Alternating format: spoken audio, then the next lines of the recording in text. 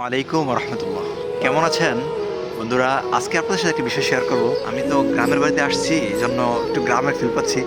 আমরা যখন ঢাকায় থাকি তখন আমাদের অনেক কিছু খেতে মন চায়, দাম বেশি থাকে, বিভিন্ন নানা ধরনের সমস্যা থাকে। যখন গ্রামে আসি, সত্যি কথা বলতে গ্রামে আলহামদুলিল্লাহ নেয়ামতে ভরপুর।